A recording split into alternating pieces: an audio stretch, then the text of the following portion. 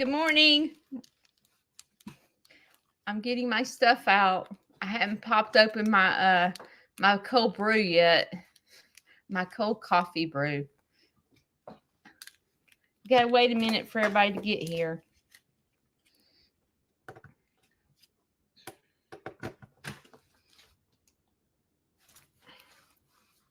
Oh, there you are.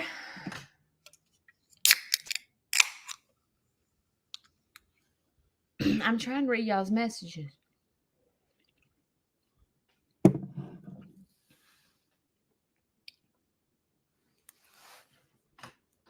Good morning, Jane. I've had like 3 of y'all tell me about having to put your dogs down this week. And oh my gosh, I know it's hard. I've been there. I know. I get it. I get it.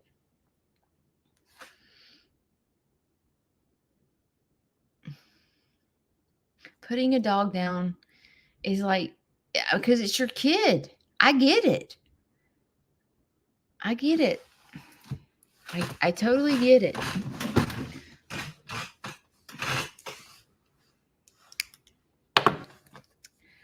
I have to be honest. I almost canceled on y'all today. I did. Because I'm trying to, let's see. How do I put this? I realize, that looks good. I realize, because I told you guys on YouTube, I can see the age group that follows me. And the age group that follows me is 65 and older. Majority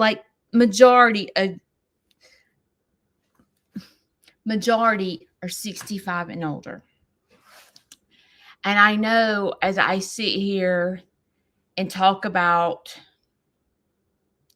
like my dad and him living with me and the struggles that I'm going through, I get so afraid that what I'm saying might trigger you. Because not that Larry's 75. He'll be 76 in October. So I feel like that sometimes things that I say might trigger you because maybe you're going through declining with your health, or you're going through, not wanting to go to the doctor, or you're going through having to move in with your children, or maybe even transferring. Some of you may be in a nursing home. I know that there are several people that watch me from the nursing home. And I have sat and thought about, like, I care about your feelings. And I, like, the thought of me triggering someone else, like, scares me a little bit, because I can only imagine what it feels like. Because I'm sitting here watching,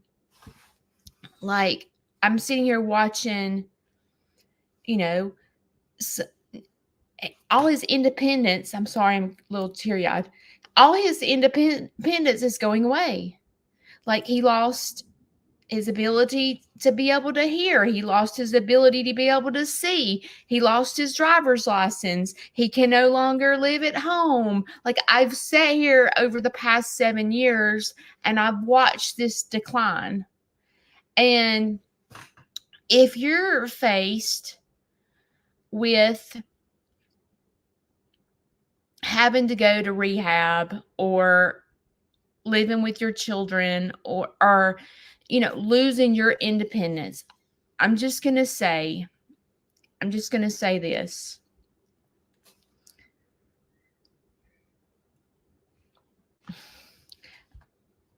My heart breaks for you, because I know I have watched my mother lose her independence. I've watched my grandmother. I helped take care of my mom. I helped take care of my grandmother. And now I'm helping take care of Larry.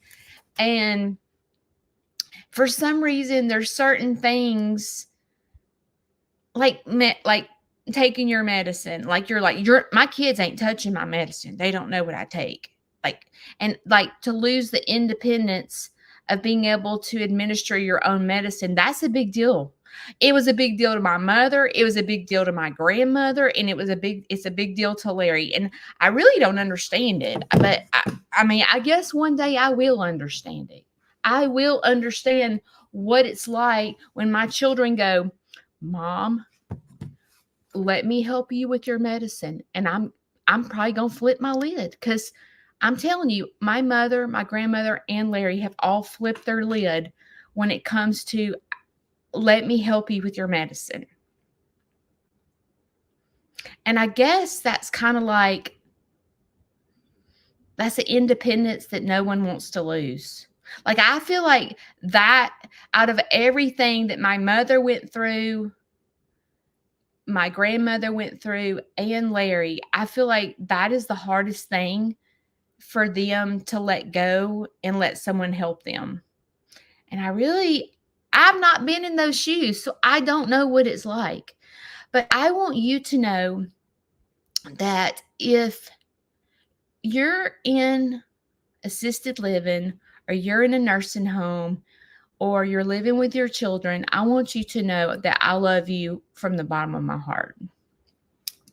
And I want you to know that I may not understand what you're going through, because I've not been in your shoes. I've not had to move out of my house and move in with my children, or nursing home, or whatever. I've not been in your shoes, but I have been close, as far as watching my grandmother, my mother, and now Larry. And it's heartbreaking. It's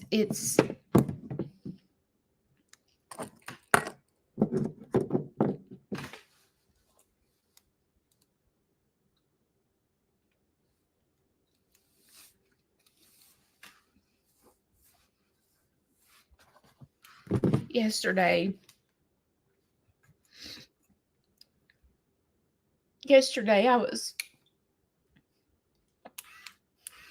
this is why I didn't want to go live.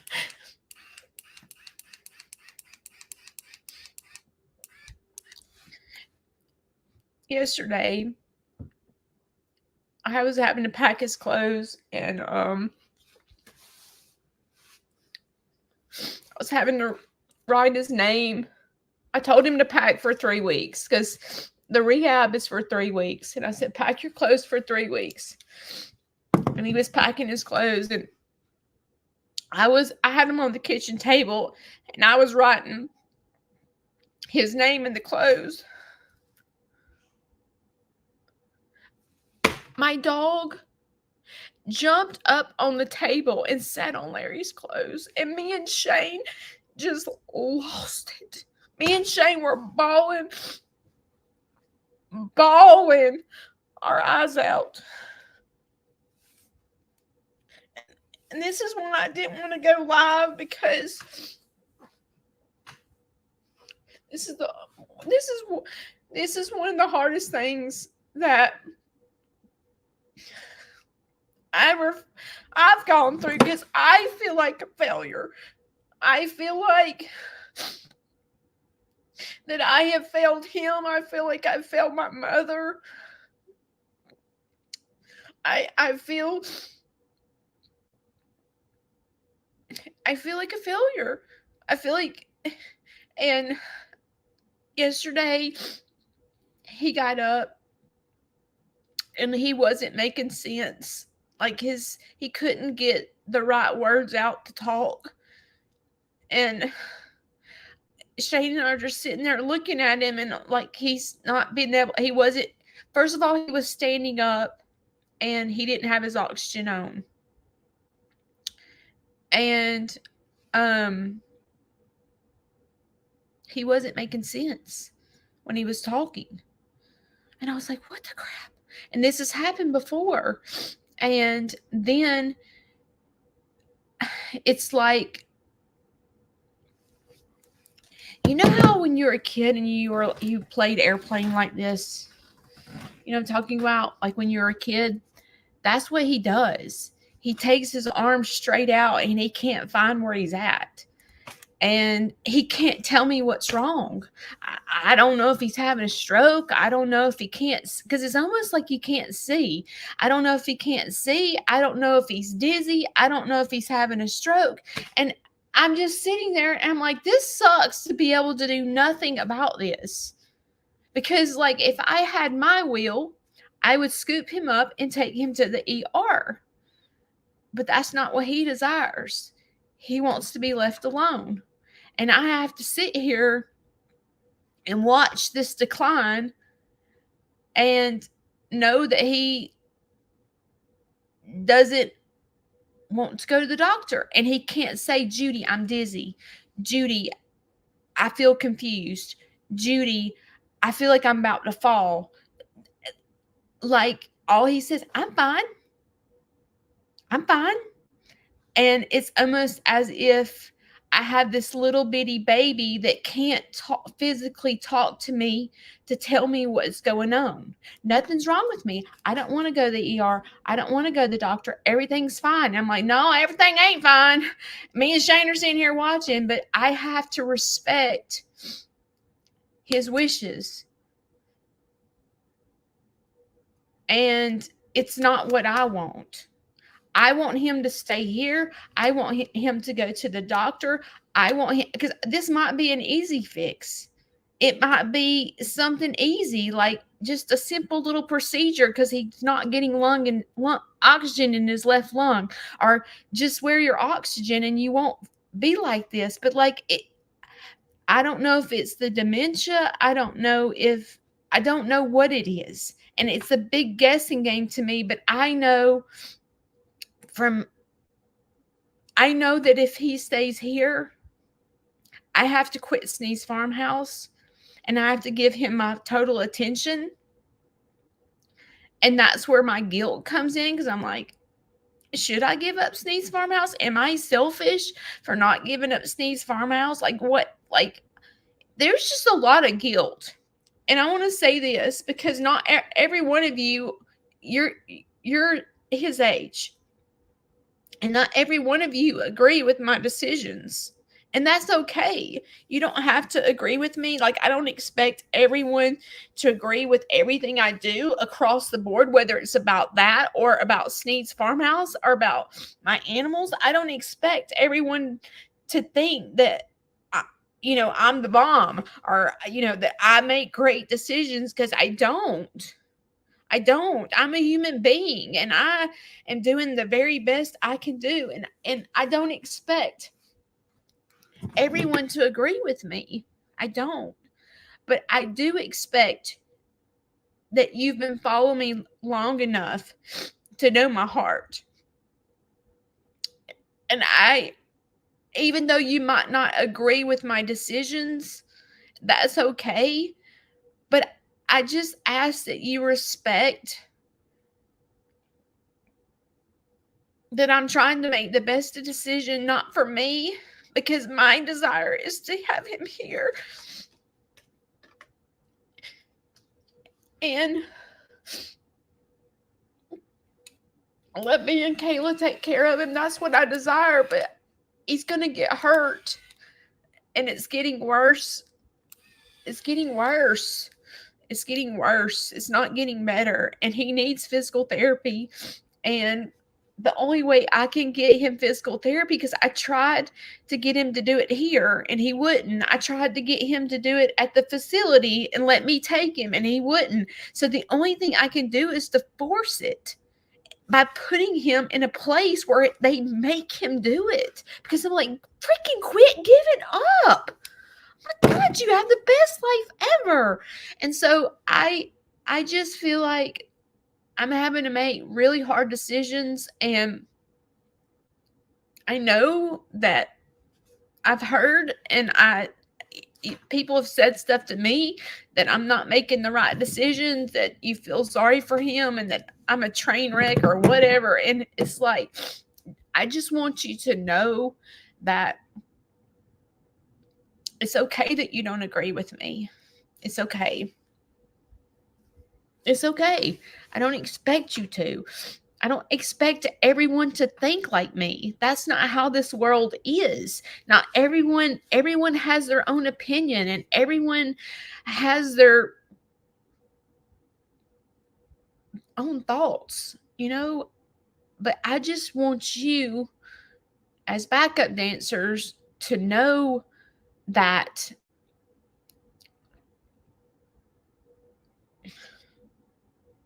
I want you to know my heart. And I want you to know that I'm trying to make the best decisions for him. I pray that he goes and just, excuse my French, but kicks ass and gets stronger and they figure out what's wrong and he can come back. I do. I pray that, but I don't know. And so, because of that, you deal with the unknown, you know? So if you are his age and all this triggers you, I'm going to tell you what I think about making the best of a bad situation. This situation is terrible for him and it's terrible for me and Shane and Kayla. It's terrible. It is tomorrow is going to be pure hell. I'm probably going to cry all day tomorrow and all day Wednesday. It's going to suck. And when things are bad and you're faced with these decisions like Larry, the thought of going to a nursing home or assisted living or having to leave your house, like, it's awful. So how do you make good out of something bad? Like, how do you do that? And I feel like it's all in the mind. It's all in your attitude. It's all in like it's all in how you look at situations. Like you can sit here and go, my life sucks. I had to give up driving. I had to give up my home. I can't walk very far without gasping for breath. Like you can sit here and you can just wallow in all the negative. And I can too. I can sit here and go, I lost my mother. I lost my dad. I've lost my grandmother. I'm losing Larry. I don't have, the only close family I have is on my dad's side. I have my aunt that just came to visit me this past week. If you don't follow my personal page, you're welcome to, but I put the pictures on there. But it's my dad's sister and my cousin, Deetra Deal, that wrote my children's book. I'm very close to them. They live in Texas. And then I'm pretty close to my mom's brother and his wife. Really, I'm more close to my Aunt Cheryl. So that's the only family I have. And sometimes I get down on myself, especially during holidays, and I hate my life. But see, it's all in our attitude. When things are bad, when you're having, like I said, to go, okay, I'm having to give up my independence. I got to get my kids to help me with my medicine or whatever. It's all in your attitude.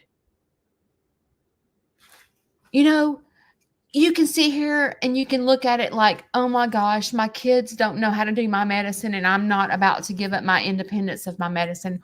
Or you can look at it like, I'm so thankful that I have children that care enough about me to help me with my medicine. Or I'm so thankful the place that Larry's going to is a 5-star place, okay? In the state of Alabama. There are 2 facilities with 5 stars. And my dad's going to one of them. So instead of going, oh my gosh, I have to go to this place. When I went to this place before I made the decision, I was like, if I have to go to a nursing home, this is where I want to go. And I literally called both of my children and said, hey, I just want you to know that if I ever get to the point where I need help, please put me into this nursing home. It doesn't smell. They have 80-inch TVs. I sat in the place and didn't do anything but listen. I sat in the waiting room when everything was over and I watched the staff. I sat there and watched the staff and how they treated their, like, not even the nurses. I watched the administrative staff and I was like, I want to watch what they do. They didn't know who I was. I just sat in the corner for like 30 minutes and just sat and watched. And I watched this lady roll up to the front where I was. And she said to the lady that's the administrator, not the nurse, she rolled up to the administrator and she said, good morning. And the lady goes, good morning. Can I fix you a cup of coffee? The administrator. And she said, well, I was just wondering how warm it is outside. She goes, would you like me to roll you outside? I'll go sit out there with you. And the administrator staff rolled this lady out the front door and sat and had a cup of coffee with her. It looks like, if you saw my last YouTube video, the facility is gorgeous. Guess what? They're going to let me bring my animals in to see the residents. You know, I can take my dogs. I can take Larry's favorite chicken. You know, I can take Ruger. You know, like, it's going to be positive, and it's all in how you look at it. You can look at it and go, oh my God, my life is terrible. You know, my life is terrible. I'm having to go to this nursing home. Because when you hear the word nursing home, you think, oh my God, they're going to treat you bad. They're going to leave you wet in your diapers. Like, that's what you envision a nursing home. You do. I always have. You know, I can remember, you know, you always make the joke and say, when my kids throw me in the nursing home. You know, it's like we as human beings talk about it as if it's the worst place ever. You know what I'm saying? Like, we talk about it as the worst place ever. I'm going to tell you,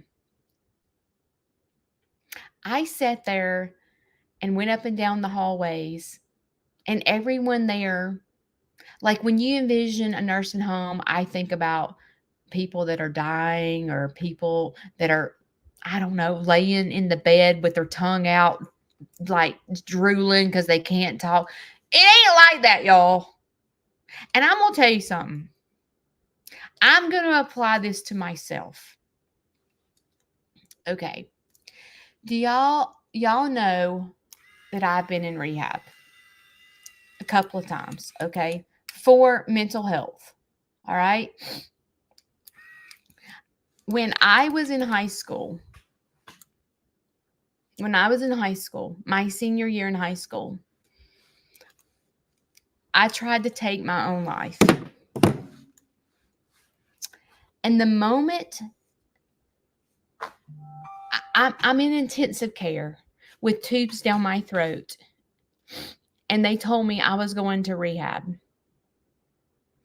And I thought in my head, I knew I needed help. I knew that, you know, like, there's something not clicking right in this brain of mine for me to go to the point of wanting to lose my life. It's hard to believe that I was there at some point in my life, but I was. And when they told me I was going to rehab, I was just like, Larry, what does my room look like? I don't want to go in there with crazy people. I'm not crazy. Those people are crazy. Does it stink? What does the food taste like? I can remember in my head doing the exact same thing that Larry's doing. and that maybe you would do, because you have this. When you think of rehab, you think that's a bad place, just like a nursing home is a place you go to die. It's a bad place. And I just remember laying there feeling the unknown of not understanding, like picturing in my head what rehab was like. And I can remember feeling embarrassed. I remember all that. And when I went there, it was nothing like I pictured. I had to go to school my senior year in rehab. Yeah. And you sit here because you don't know what it's like. You don't know what the nursing home's like. You don't know what rehab's like. You just play these what if games. Like, what if, especially this one, what if my roommate's crazy? Like, you know what I mean? Like, I'm not going to be able to sleep in the same room with this crazy person, So on the flip side, because Larry has dementia, I don't want to be in a room with someone with dementia. That scares me. I keep my TV on all night. Do I have a curfew? Do I have to go to bed at a certain time? Like, I'm retired. I don't want to do that. I was doing the same exact thing. Fearful of the unknown. And when I tell you it's all in your attitude, it's all in your attitude, because we sit here and we think rehab, nursing home, all these things are a bad place to go. That's where the crazy people are. That's where the sick people are. That's where families just throw them in the nursing home. Like, there's this stigmatism around rehab, nursing home, etc. And it is completely normal to sit here and play these scenarios in your head, in my opinion. I get it. I've been there multiple times. I had to fly to California to go to an eating disorder clinic for 60 days when I had children. I had to leave my children behind and go to rehab on an airplane, never been to California a day in my life, to go be stuck in a rehab facility because I starved myself. I get it. I know it's scary. It's scary. But I will tell you that it's all in how you look at it. I mean, I realize there are facilities that are train wrecks, but I can assure you that your family is not going to let that happen to you. They're not. I would never let that happen to any of my family members, ever. And my doctor would have never put me in a facility that was going to harm me. I remember I was talking to Kayla about this, but I remember when I got my first pass, because you had to get passes to leave to go with your family to dinner. And I remember my mother coming to pick me up. I can remember being embarrassed because my mom and my brothers came and picked me up from rehab when I was in high school. And I remember we went to Red Lobster. And I can remember, my brother was mad at me for doing that. I mean, he was not nice to me about it. He didn't understand. And so I remember when we went to Red Lobster and ate, and then they took me back to the hospital. Do you know, talking about, and this is what I think about, is like when you lose your independence, like you have to have assistance taking a shower and stuff like that. It's horrible. I remember my mother when they had to give her a bath, she didn't want anybody to see her privates. You know what I mean? It's embarrassing. And, no one wants to, no one wants to give up that independence of, I want to take my own shower and wash my own cooch in my butt. I don't want nobody to touch it. Like, you know what I mean? Like, it's a lot. But how I relate is because when I left Red Lobster that night and came back to rehab, I was treated as if I was on drugs. And I was like, I had to go into this room. I am being graphic, okay? I'm being very blunt and honest with y'all. I had to go into this private room with a nurse, strip butt naked, lean over and spread my butt cheeks to make sure there were no drugs on me anywhere. I had to open my mouth. She had to look under my tongue, in my mouth, spread my butt cheeks, spread everything I have, God and everything, and spread it to make sure there was nothing inside my body, that I was bringing drugs into the hospital from going to dinner with my parents. Talking about losing your independence, I get it. I get it. And I understand that the thought of someone bathing you, you hate it.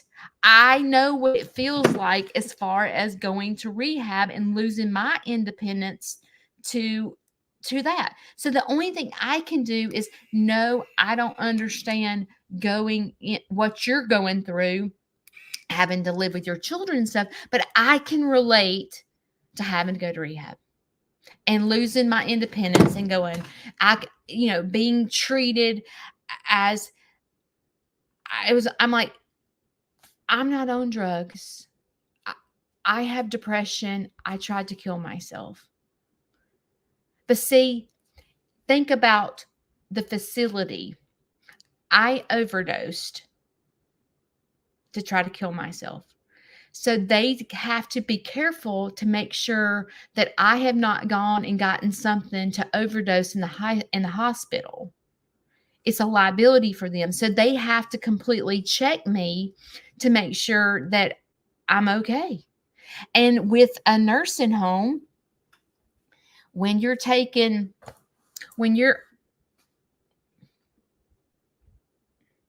I'm speaking of what I'm going through, but when you're sleeping and wearing the same clothes for a couple of days, and you're wearing the clothes, sleeping in them, getting up the next day wearing the same clothes and not taking a shower, a nursing home or a facility, or your children or whatever are going, okay, mom has not taken a shower in like 2 or 3 days, and she's wore the same clothes for 2 or 3 days. Like, what do I do? And it's embarrassing when you say that and the home health is here or the hospice is here, and you're like, mom has worn the same clothes for 3 days. And then you lose your independence because they're like, let me help you take a bath. And you're like, you ain't seeing my cooch. You ain't bathing my butt. I ain't getting butt naked in front of you. It's hard. It's hard. But it's all in how you look at it. There is a time and a place where every single one of us are going to reach the point where we need help with our medicine. We need help walking. We need help living in a safe place. We need help taking a shower. We need help. All 185 people that are here right now, every single one of us are going to need help with that at some point in our life. So don't think what I'm saying, oh, I'm 29 and I don't, this is what Judy's saying it doesn't relate to me, because it is going to relate to you. It's going to relate to you with your mom, your grandmother, your dad, your stepdad, your stepmom. It's going to happen to every single one of us. And there is a couple of things that I want to talk to you about when it comes to financial situations that we are being faced with. These are things that blew my mind. Okay? And I tell you this because I want you to go to a lawyer and get all your crap straight while you can. You hear me? I want you to get your crap straight while you can. This is the deal. This is very important. I don't like my hair like this, but just call me Kayla Dean. I have multiple names for Kayla. Kayla Dean, I don't know where that just came from, but I'm calling her Kayla Dean right now. This is her foundation that she recommends. And I went and I thought I would try it. I don't even know if this color matches my skin. The lady did it at the facility. I mean, at the Ulta, she matched me, but Kayla went and had hers match, and it was a train wreck. So this might be a total train wreck, but this is Estee Lauder. Supposedly, it doesn't come off even if your nose runs and you get a tissue and wipe it. Your foundation doesn't come off. This is called Double Wear Stay in Place Makeup, but this is recommended by Dr. Duckett, Kayla, Kayla Dean, whatever we want to call her today. And so I'm fixing to try it. Okay. This is the deal with nursing homes. If you are the type of mother, grandmother, whatever, that wants to leave your kids something behind, I don't know. It's important to all of us because it is important to me for my kids. Like, I want them to be left with something, or I want Shane to be left with something. I don't want to leave him high and dry. Okay, first of all, I don't know about what state you live in, so you need to contact a lawyer. Don't listen to Aunt Judy and everything that I say. I'm telling you what we're going through for the state of Alabama and what is present with me at this moment. It may change by the time you get there, but you need today to contact a lawyer and get your ducks in a row. If you're 50 years old, if you're 30 years old, if you're 20 years old, yes, you need to contact a lawyer. Okay. So, first of all, I know back when my mother was sick, they went back 7 years, what you have in your name for the past 7 years. Today, it's 5 years. So by the time this happens to you, it may be 3 years. Who knows? But today in the state of Alabama, they go back 5 years. It cost $9,645 a month.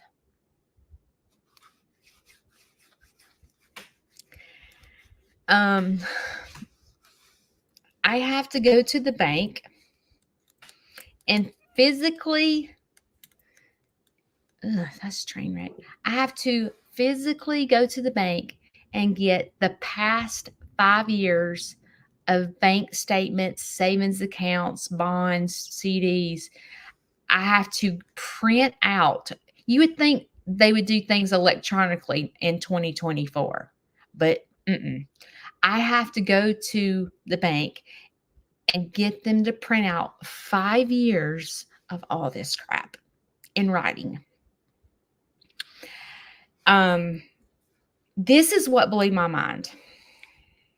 This totally, Kayla, how do you, oh, there it goes. This totally blew my mind. So you, and all of us know this, but you have to liquidate all your assets before Medicaid kicks in. Okay. So you have to get down to zero. So you'll have to pay private pay out of your pocket until you're down to zero. So I'm just going to tell you, for me and myself, this has taught me a lot of lessons. Instead, for me, what it's taught me is, if I want to give to my kids, I'm going to have to give to them 5 years before I go into a nursing home. But, in my mind, I'm thinking nobody plans on doing that, right? It's not like we're like, okay, I'm fixing to go to the nursing home. Let me go ahead and give my kids their inheritance before I go into this nursing home in 5 years. Like, we can't plan that right? So it's like scary. It's scary. It's scary to let your kids become power of attorney. It's scary to put your house into your children's name because you're like, they're a train wreck. I am not about to give my kids possession over my checking account because they'll be spending it on something stupid like concert tickets. You know what I mean? It's very scary. It's very scary. I can see where when I get faced with that, I can see being scared crapless to turn everything over to your children. But if you want to leave your property for your children, you better keep that in mind. I don't know what age you are, but if it's not in your children's name, they're getting it. This is what shocked me. And this is where I'm telling you what I'm going through and Larry's going through. It may be different state to state. So I'm just telling you what we're going through. So you don't listen to me. Go contact a lawyer. But I hope this triggers you to know what happens. If you have a life insurance policy that has capital gains and makes money, and you've been paying on it your entire life, and you're like waiting to pay for your funeral, you're like, oh, I have life insurance. I have life insurance and it'll pay for my funeral. I've been paying on it my whole life. Well, guess what?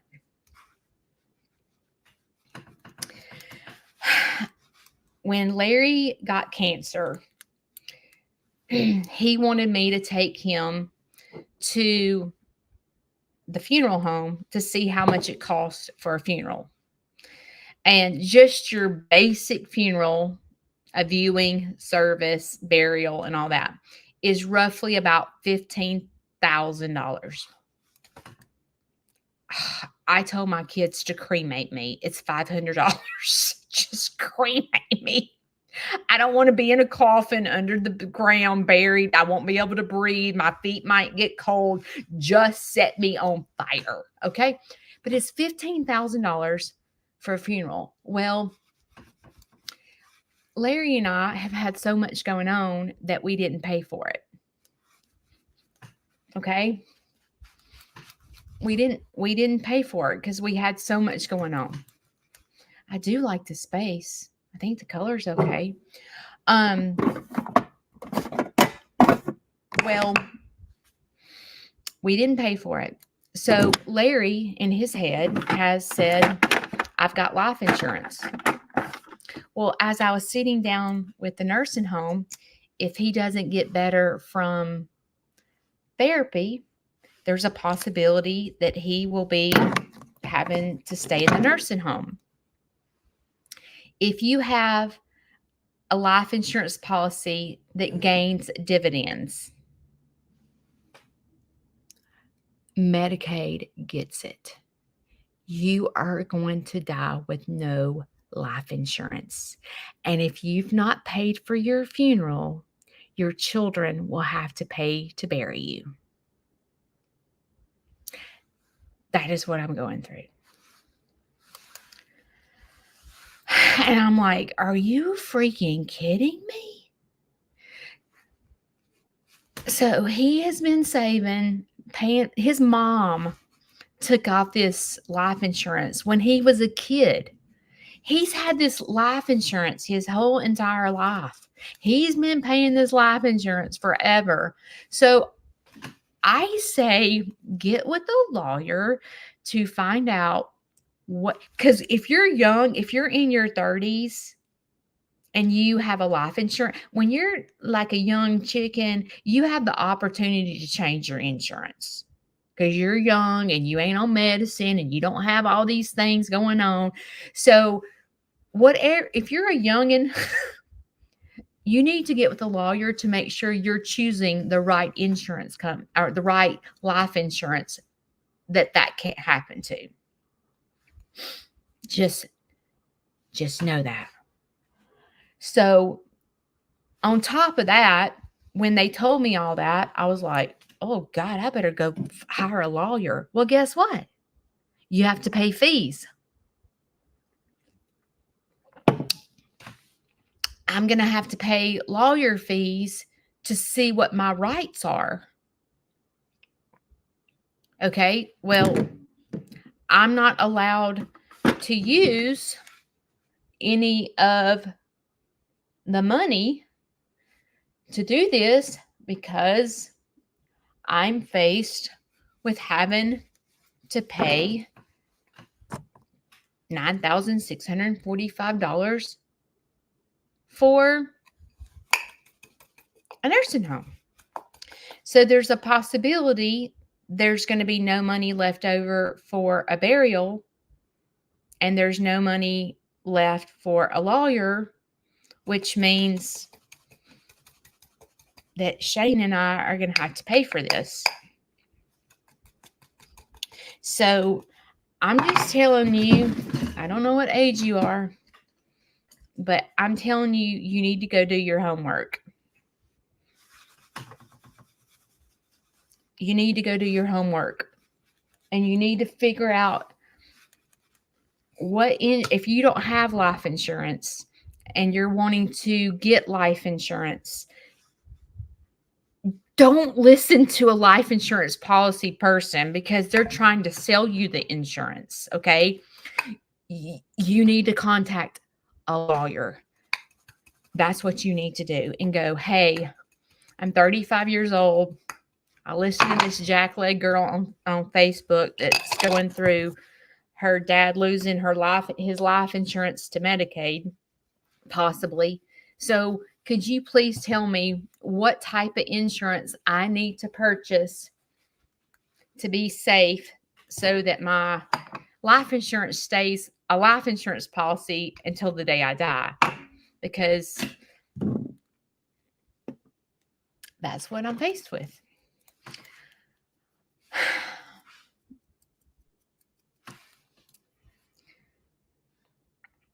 And I'll tell you something else that I'm learning. You know how your whole entire life you're taught to save your money? You know, my dad preached that big time to me. Save your money for a rainy day. You need to have at least 3 to 4 months salary in your savings account at all times. Like my dad always preached that to me. Always. And I know why. Like, I mean, he's right. But I'm just going to tell you what I'm noticing. The way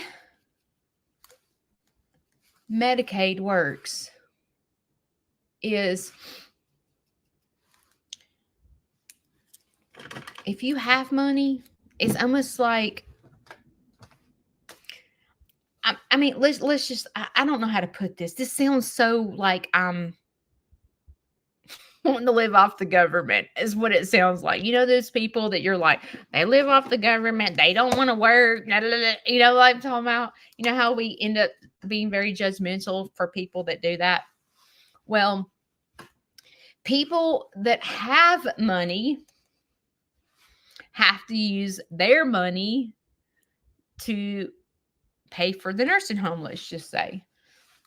For people that don't have any money and don't have life insurance, The government pays, you get approved for Medicaid and it's covered. And I just thought, that's awful.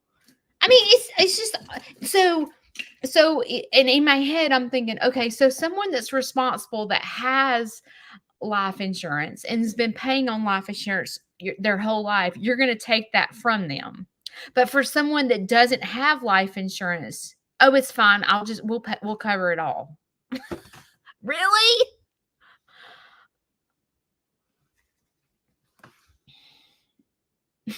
This world is so screwed up. It's so screwed up. And then this is another thing is if you have a little bit of money and you're a private pay for a nursing home, you get approved like that. But if you're broke as a joke and need to apply for Medicaid, and let's just say that there's a huge need for your loved one to go into a nursing home because they're a fall risk and like you can't quit your job. Like it's like you need it now. They're like, it takes a minute to get approved for Medicaid. It just seems like this, it's enough.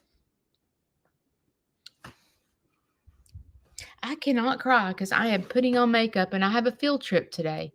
But it's enough to go through making the decision what's best for your loved one. It's enough. It's a hard decision because you're trying to figure out that, like, you're realizing that your loved one's declining and they need 24-hour care.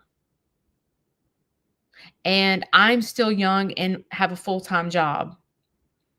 And I can't afford to quit working to give your loved one 24-hour care that they need. So you're depressed as crap because you're having to make hard decisions for your loved one because they're declining so fast that it's hard for you to keep up with. And then to go sit in this meeting to find out, like, another thing is, this is so stupid to me. $9,600 is $9,600. Well, guess what? You have to pay for laundry. Laundry's $45 a month. So that's where I got this $9,645. So you have to pay for laundry. Like the $9,600 doesn't cover laundry. And then if your loved one needs, let's just say they want an extra snack. Okay, the nursing home doesn't supply, they don't allow, I'm saying it wrong. They do not have soft drinks available for the residents for free. They have juice, water, tea, and milk. So if your loved one is a Sprite drinking fool like you are a Coke Zero fool, you have to pay $2 a drink. So you have to go put money into his account so that he can have his favorite drinks. And they won't let you have refrigerators in the room. So it's not like you can go to Sam's and buy a case of Sprites and put them in his room because the health department won't allow refrigerators in their rooms.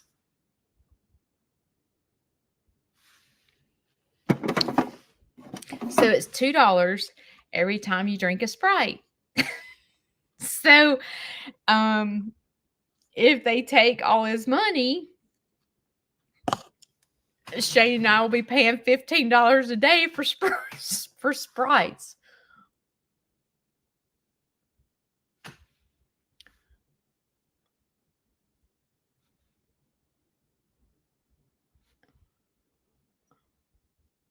But by golly, I'll do it if he wants Sprites. That's what I told Shane. If I have to pay $15 a day for him to drink a Sprite, I'll won't do it.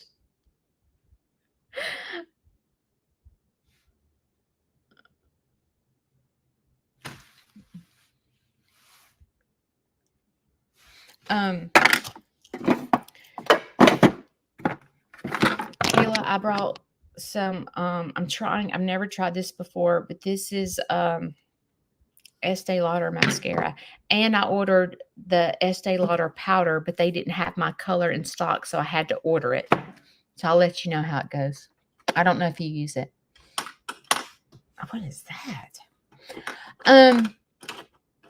These are just things that to think about our future, to think about death, to think about nursing home, to think about all your kids getting all your stuff and all this stuff. It is hard to think about. It is depressing. It is something that, like, your kids are probably going to be like, Mom, why are you worrying about this? Or Dad, why are you worrying about this? It's a subject that needs to be talked about. Even you and your spouse should sit down and go, okay, if I die, this is what we need. This is what I want you to do. These are discussions that are depressing and not really easy to talk about because you think it's so far away. Like, you're thinking if you're in your 30s or 20s right now, life insurance is not that important, but it is. Okay, it is. It's $15,000 to bury you, unless you just don't care about your loved ones, paying for it. I mean, it is something to think about. These are hard discussions that need to be talked about with your family. I don't care what, just because you're Larry's age and declining, that's not when you talk about it. That's too late. These conversations should have happened way before now. We should have went and paid for his funeral way before now instead of buying a car. Like, these are things that I shouldn't have allowed these things to happen. But I just didn't know in the time. I was just trying to make him happy, and he wanted a car. And I should have steered him a different direction, because now we have a car payment. Now there's a car payment because he just bought a car a year ago. And so, probably not a good idea. But I just didn't know what I was being faced with. So I just ask you to, in the near future, I say you need to contact a lawyer and just make sure you have all your ducks in a row, for what your wishes are for your DNR. That's another thing. Do not resuscitate. You know, you have to get a lawyer if you don't want to ever be on a ventilator. A lawyer has to do the DNR, and you have to get it notarized. Otherwise, they're going to slap a ventilator on you. And if you don't want to be a vegetable on a ventilator, those are things your family needs to know. What are your wishes? Do you prefer to be buried? Do you prefer to be cremated? Where do you want your ashes thrown? Or these are things that are hard to talk about, but it's stuff that needs to be discussed. Like, Shane and I have talked about it. I know I know what Shane wants to do. Some people, I know my aunt said this. I don't know what she's talking about, but she thinks it's in her religion, in her church, being cremated is a sin. And I think it's a sin. I don't really understand that, but supposedly being cremated is a sin. And I'm like, so am I sinning if I get cremated? Like, what the heck? I don't understand that. But, everybody has a religion, and what your religious beliefs are should play it. If you don't tell your family that you feel like being cremated is a sin, please do not cremate me. Your family's not going to know. These are conversations you need to have with your family on what your wishes are. Um,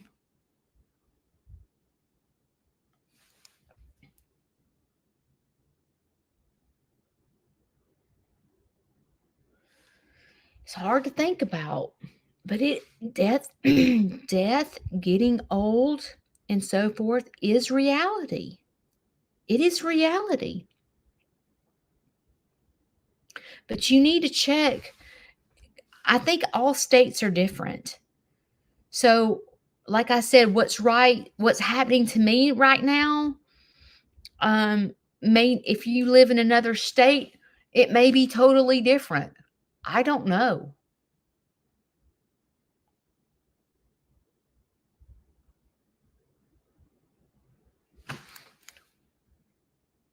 I wasn't raised personally to get an inheritance. Like my parents, when my mother died, I inherited Larry.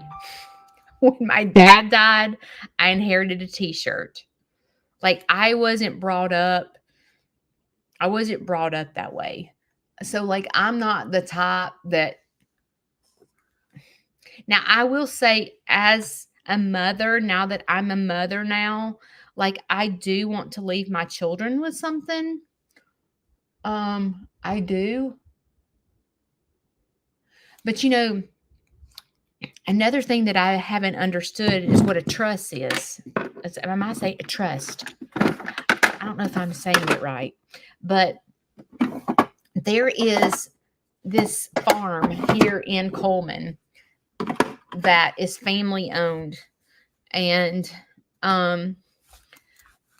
the great great great grandparents put the farmland in a trust so that it never could be sold and will always be in the family.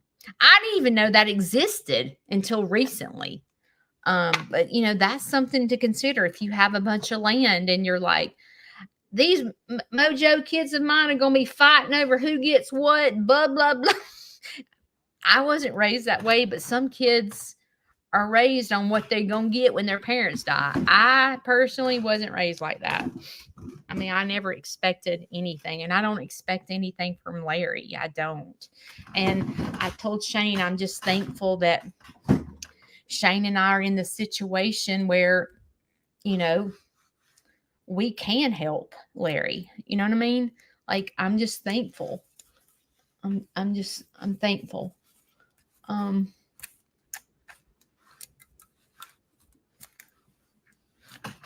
I'm going to tell you, it's all in your attitude. The way you grow old gracefully is all in your attitude. If you look at life as, this sucks losing my driver's license and stuff like that,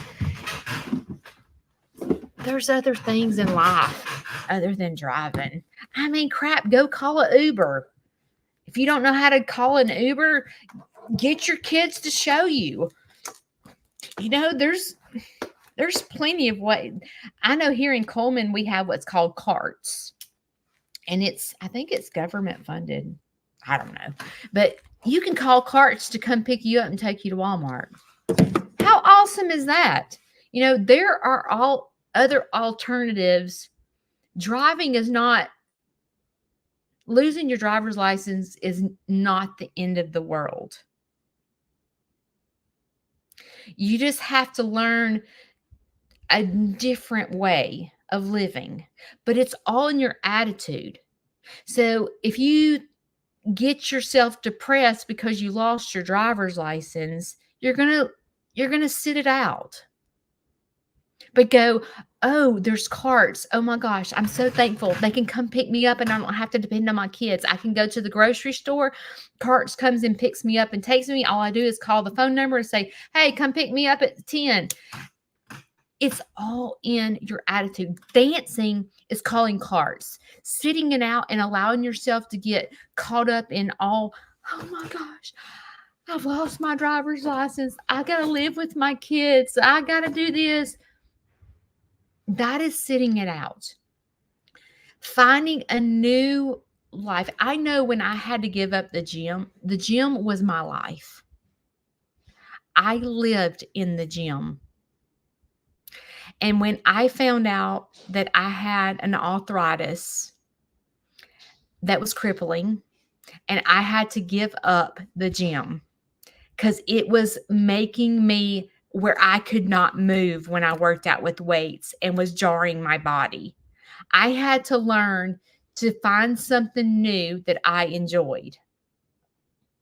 I felt defeated and depressed when I thought that I would never go to the gym again. I had to find a new happiness and a new way of living. And I did. That's dancing. Sitting it out is getting yourself all worked up. Well, I'm going to be fat. I can't go to the gym. All my friends go and I can't go and blah, blah, blah. No, you don't have to give up exercise. You just have to find a new way to do it. So instead of me running, I might have to walk. Instead of me lifting 50-pound bags and hurting for 3 days, I might have to figure out how to make more money so I can pay someone to help me. I have to figure, that's dancing, is figuring out a new, no, you may not live your life the way you thought it would work out. And that's okay. But you can figure out how to live a different life. And if you live with someone, you know, we have to be mindful that we live in their house, right? And my dad said this to me when I got married, and I've said this before. He said, Judy, you should wake up every day and try to figure out how to make your spouse happy. And I thought, that does not make sense to me at all. But now that I've gotten older, it makes sense to me. And when you live with someone, you should go, okay, what can I do to help around here? What can I do? What can I do to make a difference in someone's life? Sitting it out is sitting on the couch being depressed because you live with your children. That is sitting it out. Dancing is trying to find a different way to live your life. Trying to find out how you can still be productive and still give back. That is dancing. Sitting on the couch, wallowing in your sorrows, feeling sorry for yourself because you're declining. You can make a difference in someone's life to the day you die.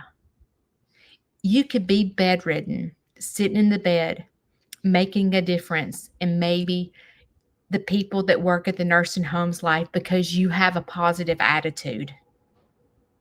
I know my grandmother had a positive attitude, and she made an impact on me to the day she died. I remember her laying in the nursing home, not knowing who I was. And I would say, do you know who I am? And she'd say, no.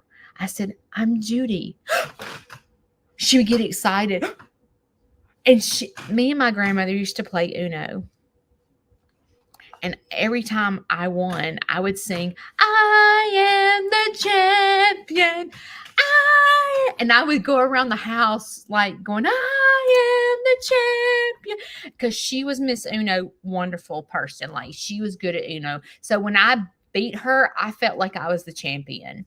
So I would sing that. So in the nursing home, when I would go, do you know who I am? Mm-mm. I'm Judy. And she would go, I am the champion. And I laid there. I mean, this was the day she died. She was doing this to me. She made a difference in my life within hours of her death. She was always a positive role model in my life. And you can be that person too. So just know today you have choices. You can sit it out or you can dance. And today, in this week, and the rest of your life, I hope you dance. Love you. See you this week.